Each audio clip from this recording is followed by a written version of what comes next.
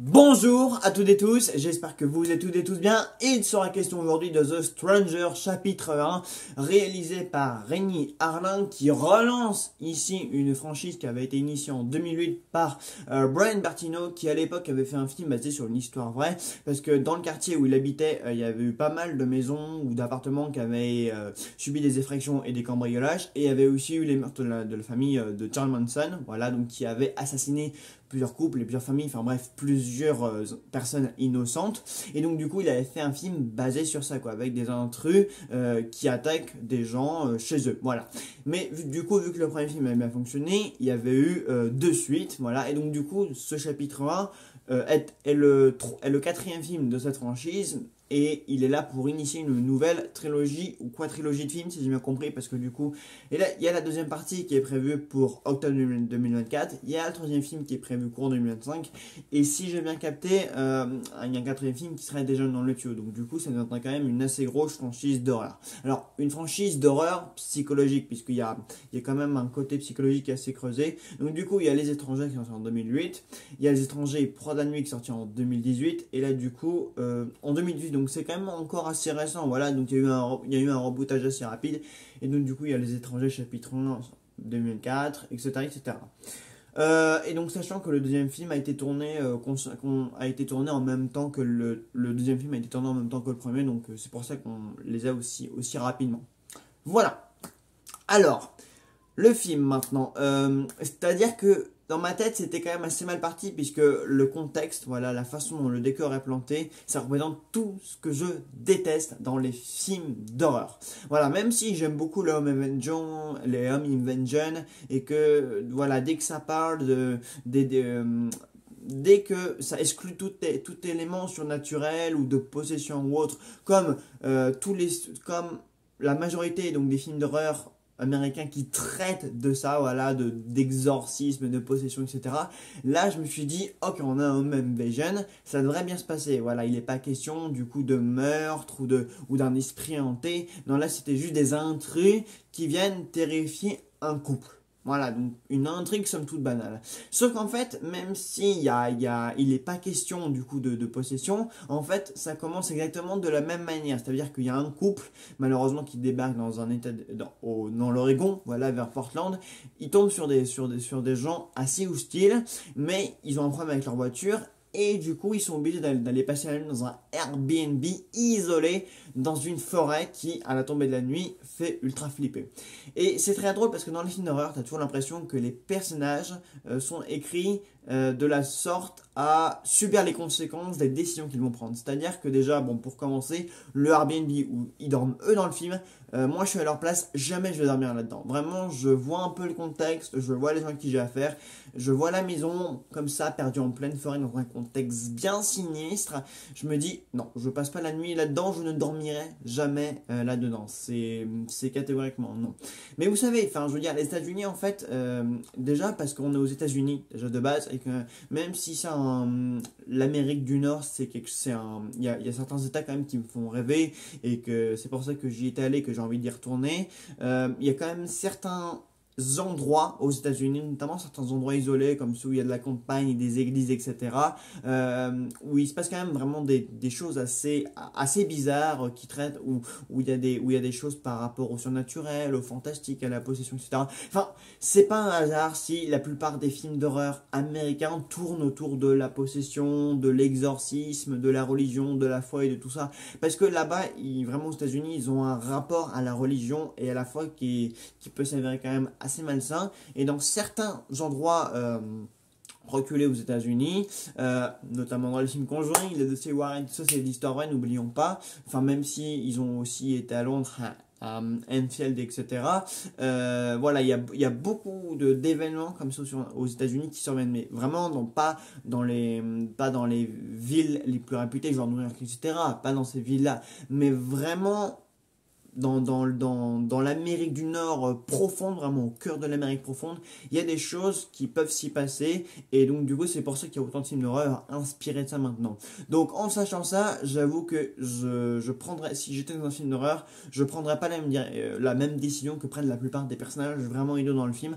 Parce que de toute manière, au cours du film, ils finissent toujours par subir ces mauvaises décisions.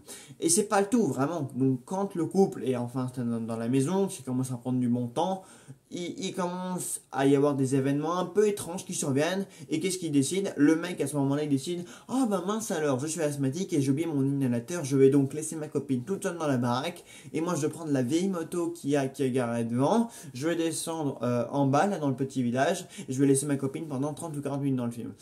Dans la tête, et là toi dans ta tête tu te dis oui, c'est une très mauvaise idée, mais ils le font quand même. Voilà, en fait toutes les pires décisions, toutes les décisions qu'il ne faut pas prendre, bah les personnages les prennent. Et après à la fin tu te dis bah oui, évidemment c'était évident que ça allait se passer comme ça.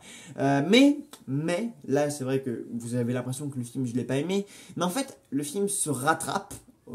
Après les 30-40 premières minutes passées, le film se rattrape et devient même bon, intéressant et même prenant. Voilà, parce que c'est-à-dire que du coup, même si au début il y a un décor planté et que ça fait très cliché, très stéréotype, voilà, couple, habitants hostiles, voilà, ils sont mal accueillis, ils vont passer la nuit dans un Airbnb isolé, il commence à se passer des événements étranges, ils prennent des mauvaises décisions. Une fois que tout ça est passé, voilà, que le décor est planté, que tous les stéréotypes ont été revus, on passe à une chasse à l'homme, voilà, du coup, entre ces intrus masqués qui font extrêmement peur et ce couple. Et on passe en fait à une chasse à l'homme dans la forêt, au cœur de la forêt justement. Et à ce moment-là, là, tu te poses et tu te dis, en fait, c'est plutôt prenant. Il y a un bon suspense qui s'installe.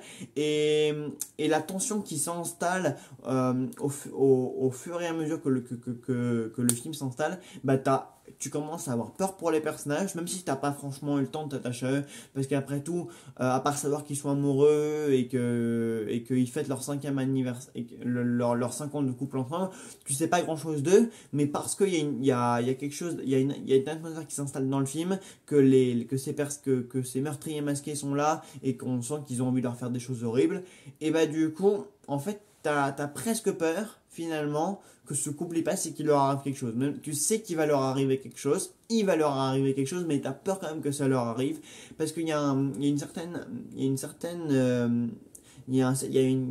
palpitation dans la mise en scène qui suit en fait les personnages, où à la fin tout le monde finalement c'est chacun pour soi. Et au final tout ce qui se passe au cœur de cette forêt, vraiment tu flippes, vraiment t'as peur, voilà. Même quand ils réussissent à échapper au début aux intrus dans la maison en passant par un passage souterrain, et qu'à un moment donné la meuf elle se prend carrément une aiguille de cette taille-là dans le doigt, bah là tu commences vraiment à avoir peur pour eux. Donc ouais, finalement The Stranger chapitre 1, c'est pas mal du tout, voilà, ça commençait très mal, mais ça se rattrape bien, voilà. Et puis il y a un travail sur l'atmosphère, sur la forêt, à un moment donné on installe de la brume pour mettre un peu de difficulté entre les intrus et du coup le couple qui sont devenus des victimes. Et du coup après tout finit par se renverser, le film devient intéressant, le film devient prenant, et tu te dis en fait là ce qui se passe à l'écran ça m'intéresse, j'ai peur pour chaque personnage, enfin, pour le couple, parce que eux ils finissent par être séparés, et après le final il est quand même assez costaud, il est quand même assez violent. Enfin, c'est un film où il y a de la violence, où il y a du suspense, où il y a une bonne mise en scène, où il y a un travail sur la nuit, sur la brume, sur la maison, sur le bruit aussi, parce qu'évidemment quand tu es poursuivi par des intrus, le moindre bruit que tu peux faire peut te coûter la vie. Donc il y a aussi un travail sur ça, sur les sonorités.